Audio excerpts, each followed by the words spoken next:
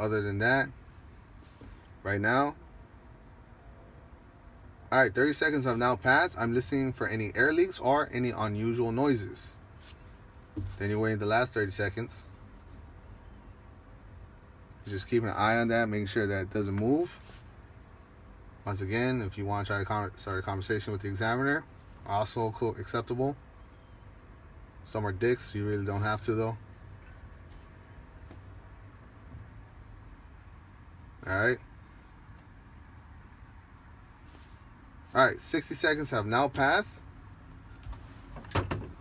My air pressure is still my needle is still stabilized at 99 psi, making that a good test because I did not go below the range of 4 psi. Now release. If you release before you state any of this, it's an automatic fail, remember. Now, next test I'll be performing is my emergency warning lights and alarm test. Should activate between the ranges of 75 and 55 psi. Alright, that was the verbal. The action, I'll start fanning my brakes. Start fanning your brakes until they activate.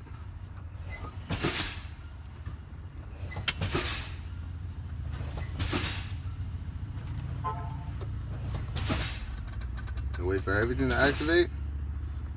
Alright. My warning lights and alarm. My warning light has activated at 60 psi. My alarm will activate once my truck is fully activated and on.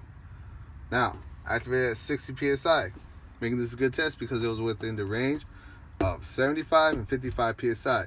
My next test is going to be my spring brake pop out test. Spring brake should pop out between the ranges of 45 and 20 psi. My test starts now. Just start fanning it. Pay attention to both your spring brakes. Make sure they both pop out. If they do not pop out, you do it again. My spring brakes have popped out at 22 psi, making this a good test because they popped out between the ranges of 45 and 20 psi. Now, I will secure my truck, clutch in, neutral. Spring brakes are popped out, making sure those are completely out. And I will now restart my truck. Make sure it's in neutral, slowly release clutch. I will now remax out my air pressure. That was verbal. The action, make sure it stays between 10 and 15 to make the needle go up higher. Once again, just take your time. Stay relaxed. This is your time. The examiner will wait for you to finish before he gives any judgment whether you're wrong or right on your test. Follow these steps and you will always be right. Waiting for my needle to go. Remember, you know it's stabilized when the needle no longer moves. You're not going off of the release valve.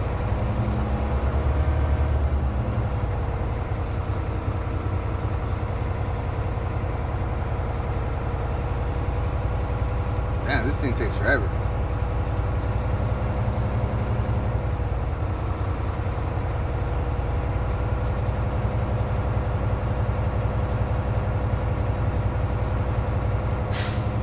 There's the release valve, and it still kept moving. That's how you know. So now, my air is now maxed out. My next test is going to be testing my 4 brakes, my parking, emergency, trailer, and service, aka your PETS test. But you don't mention that at the DMV. You just mention your parking, emergency, and service. Your parking, emergency, trailer, and service. Now, what I'm going to do is secure my truck.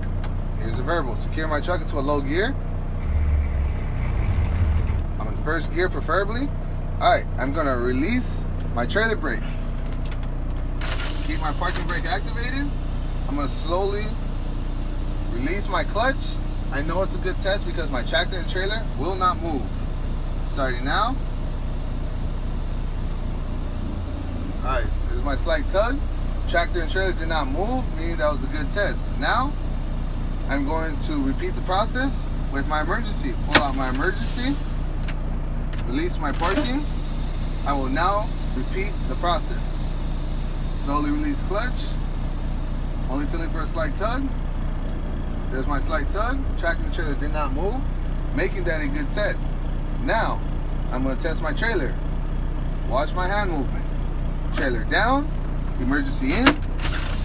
There's always a brake activated at all points of time. Now, I'm going to slowly release my clutch and repeat the process. Slowly releasing clutch.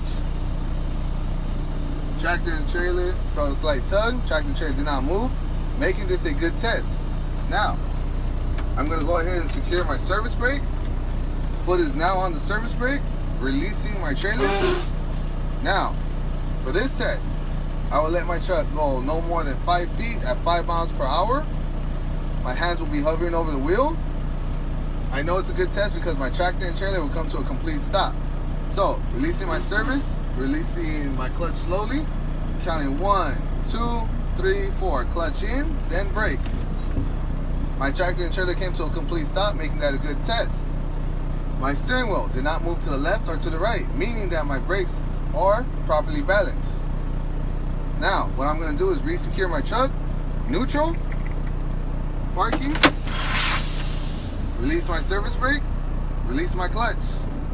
Alright,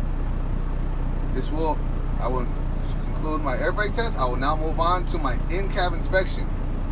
Done.